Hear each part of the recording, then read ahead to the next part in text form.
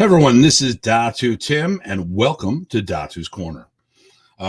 Today's topic is going to be a review of an interview done on Atillo. Now, recently, I was in a conversation with Grandmaster Bobby Tabuada, and we were talking about this interview, which I hadn't really popped on my radar. So I watched it, and after talking to GM Bobby, he asked if I could say something because I have a unique situation. In addition to being a modern East practitioner for almost 40 years, I've also been doing Blintwalk for over 2 decades. Ising makes some comments about some people that are very near and dear to me, and I just want to weigh in. So, first of all, I think the one point really is all you need to talk about is he talks about how he allegedly is friends with everyone, yet he stabs them in the back, or they all stab each other. I don't find that being common in the Philippines. It's a whole other story, but right off the bat, I stab my friends in the back. Kind of says it all. Don't need to say any more than that, but I'm going to. So, he talks about 4 people who are no longer with us. And to me, that is very classless. I think that's cowardly to talk about people who can't defend themselves. And personally, there are people who are no longer with us that I really, really didn't care for at all. But I wouldn't say anything negative about them publicly because, they may have loved ones that care great for them. And unfortunately, I wouldn't want to make, I forgot to turn my phone off. Sorry about that, everybody. I wouldn't want to tarnish the image their loved ones have of their friends and family. It doesn't mean that I like them, but I wouldn't disrespect their memory to others. So 3 of these people are close to me. He talked about Johnny Chutin, which I really have no connection with. I'm not a person to talk to about him, but I'm pretty sure Datu Kelly Warden could weigh in about Mr. Chutin. But he does talk about Remy Praces, Ted Boat, and Sam Boat. And these are family members of mine, my adopted family. So I want to talk about that and maybe 1 or 2 other things with that. So, first of all, let's talk about Sam Boat. Sam, when I finally met him face to face, was very welcoming. He's like, "Hey, you're one of Ted's students, his cousin, and if you're one of his, you're part of my family." And I've always been treated with respect, not only by him, by his students. He has helped many of the Blintwalk luminaries that have come over to the States with temporary dwelling, giving them a place to stay for a while, some short-term, some very long-term. He had some form of wealth and was willing to share with the Blintwalk community. I've never heard him claim to be a Grand Master. Others have referred to him that way. And always around me, he's been very humble. But Ising talks about how no one knew him. Well, I don't know when Sam came over, but I do know when Monk Ted came over. And that was 72, if I'm not mistaken. It was, so that's like 50 years. And he talks about, well, no one in my area knows him. Of course not. It's 2.5 generations ago. He moved. No one would know people from the old neighborhood if they moved. But here's the thing. People knew about the Buats, the 2 of them, in the Blintwalk community. The who's whom in the zoo all knew who Sam Buat was and who Ted Buat was. So when you're making comments, no one back home knows, well, why would they? They've been gone for 50 years. A half century. Who might be left that would actually know them? But let's talk about Ted Buat. And here we go. I got my first person saying hello. Oh, I'm doing well. Doing well. So let's talk about Ted Buat. Now, for those who don't know who Ted Buat was, Ted Buat taught for Anshan Bakan. He was a first-generation student. Of all the luminaries out there, he was allowed to teach in the headquarters of Balintawak. Now, this thing, you didn't teach there. Your father didn't teach there. None of these people taught there, which I'm not trying to say anything about the others. I'm just putting the proper context for those who may not have known who Ted Buat was. As knowledgeable as Ted Buat was when he came to the States, he didn't try to take up the banner and promote Balintawak all over the place. He was an engineer. He provided for his family, and he taught martial arts on the side, continuing the legacy of his teacher, Anshan Bakan. He was supportive of the members in the Balintawak community, but it was just not his way. He wanted to teach the original way, ungroup methodology, one-on-one, no seminars, no group classes. That's the way he wanted to be. Now, it's hard to spread the art that way, and he only had a small group, but like I said, it was more of a personal thing for him, where others like Grandmaster Bobby learned how to teach in a group setting, not to be confused with group methodology. But, when you talk about these, another one, once again, no one knows who they are. The Balintawak community knows exactly who they are. For, like I said, this is someone who knows very well about the system, was the leading authority. People looked up to him. Now, and I don't want to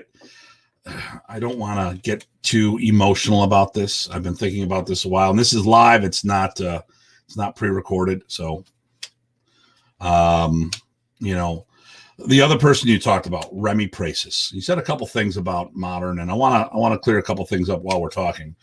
So first of all, you talked about Remy Pracis, the founder of Modern Anise, and how you allegedly taught his teacher. Well, let's talk about that. First of all, Remy started with Munkal, who passed him up to Maranga when he took him to as far as he could, who then eventually passed him up to Anshan Bakan. So Remy knew Anshan Bakan, was a student of Anshan Bakan. I don't know where you get your history from. Furthermore, he was your senior in age. He was 2 years older than you. Now, here's the important part. So you got to get your facts straight and not tell your father's stories. You started in 52 at the age of 14. That would have made Professor 16. Remy went back to Manila and Negros in 56. Because he started Modern Anise officially in 1957. You two would have started right around the same time. How did you teach his teachers when you would have been that young? You had just started, you said in 52. Remy started right around the same time, maybe a year, maybe 2 years after that. And from what I understand, you got kicked out of the club. So you were a student of your father's. You weren't a student of Anshan. And I've heard that you've verified this story yourself. Now, you also talk about Tappy Tappy in the interview about how it's not Balintawak. Well, one, it's called Tappy Tappy, but there are Balintawak elements, and there's two portions of this. So the first portion is a Sinwali based, and the other one, it's Balintawak based, and I know you may not be that familiar with it, so let me talk to you about Balintawak. So in the original system of Balintawak, and this is for Ising and the others in the community that don't understand this, in the martial art community, in the original system, there's 4 levels of Balintawak. You start off with AB Siderio, go into Sagitas, go to Karatas, and then eventually, hopefully, hit a level of Quintana. Well, let's talk about that. What is AB Siderio? That's level 1. So AB Siderio is the angles of attack done in numerical order, and you would do it 3 ways. First, the The feeder, the coach, would feed an angle of attack, in numerical order. Number 1, you would block stick on stick and go back to the head. The second level, you'd feed a puño, so to represent long range attacks. So they would block on the arm and then go back to the head. And then the third and final level, the feeder, after he throws the strike, he comes back and blocks that counter. So people may get the assumption from the right off the bat, I got inside someone's defense. No, they're coaching you. They're coaching you to respond. The feeder, the driver, is like a boxing coach holding mitts. They're training you how to respond. So if you got in anything, what's there to get in on? They're coaching you to take advantage of things. So first you go with the numerical order. That's called abecedario. The second is seguidus, which is a random feed. Same drill, just random angles of attack. So you might feed a 1, then go to a number 3, then go to number 7, then hit back to number 8, go over maybe to 9, back to a number 2. Who knows? Then corretus was the free play between people. And then quintada is when you have a level of mastery over the person in front of you. Now, modern arnis had 2 forms of tappy-tappy. Originally, we called it solo baston semi-sparring. So that was a single sinwali with the butting, which eventually got blended in with the tappy-tappy, which was the seguidus of Balintawak. So before you comment on what tappy-tappy is or isn't, you should do your research and know what it is. There are Balintawak elements. Some of us were very fortunate to get that from Professor. And like myself, Professor opened the door for me to work with Manang Ted Buat afterwards to enhance and take it to the next level. You also made a comment about modern arnis saying, it's a traditional art. It's old stuff. It's old stuff. Modern arnis is taking traditional values and techniques and teaching them in a modernized teaching concept. A lot of this has to do with his exposure to Balintawak. Because of the short-range combatives of Balintawak, it forces a lot of, but not exclusively, stick-on-stick contact. Professor saw that along with other things in his years and said, instead of hitting the body, I can block on the limb. Instead of blocking on the limb, I can block on the stick so I don't hurt my partners and they can continue to work and provide for their families. A modern approach to teaching a traditional system. That's what the whole premise of modern arnis is, and constantly evolving. You talked about generations. You don't understand generations. You may have been thinking eras, but a generation is like the family tree. So in modern arnis, I didn't start first generation. I was a student of John Bryant. He didn't start as a student of Remy's initially, but he became a student of Remy's. So he was a direct student of Remy's, and then I was his student. So initially I started off as a second generation. There was Remy. John Bryant would have been the first generation student. I would be the second generation student. John got out of the art, and Remy reached out to me directly to be his direct student. So that made me a first generation student of Remy. I didn't start that way, and it wasn't a last minute thing. This was actually in the first year and a half of my training. So, so that's that. In Balintawak, Ted Buat was a student of Anchan Bakan. That made him a first generation student. I was a student of Ted Buat, which would make me a first generation student of Ted Buat, a second generation student of Anchan Bakan. Now we're just talking the gene pool, the family tree. We're not talking about physical ability or knowledge. We're just how close to the source. Bobby Tabuada is not fourth generation. Anchan Bakan taught Jose Villason. Jose Villason taught Pilo Velez. Pilo Velez taught, to my knowledge, both Bobby Tabuada and Nick Elazar. I'm not sure about Nick. I'm pretty sure that he was a student there as well. So that is how the generations work. You're thinking about when you started. I don't even know what we'd consider you, because you got kicked out. And from what everyone tells me, you do more Dulce Paras than you do Balintawak. So as far as using the name of Balintawak, I don't know how accurate that statement is. Going back to Ted for a moment, you talked about, once again, how no one knows who the Buats were, and as I explained, that they moved. But I'm going to tell you someone who did know Ted Buat. In 1994, David Hatch became a direct student of Ted Buat. He's one of my classmates. I didn't start that early, but Dave did.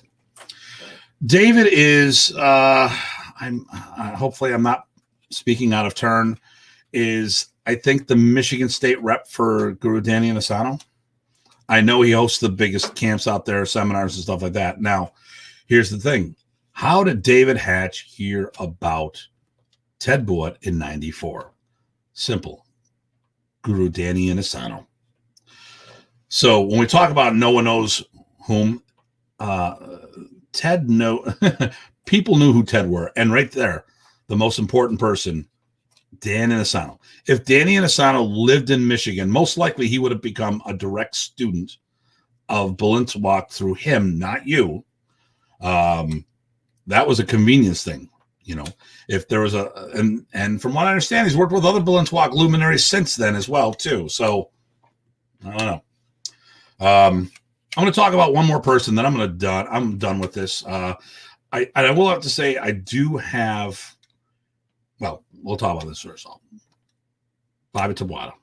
Okay, Bobby Tabuada doesn't need anyone to defend him. He's a big boy. He can handle that. But you know what? Sometimes it's better for others to speak on their behalf or in their defense. I'm not speaking on his behalf. I'm speaking in his defense. Doesn't matter what generation, what era, whatever. It doesn't matter. Okay? No one has done more for the global propagation of Balintawak than Bobby Tabuada. I am a student of Ted Buat. I think he was the most authentic and the leading authority on Ajahn Bakan's Balintawak. That being said, he didn't teach seminars. He didn't teach group classes. He had a small group. He didn't really help spread the art on a national or global level. No one has done more for Bobby than Bobby Tabuada for getting the word out on a global level. Yes,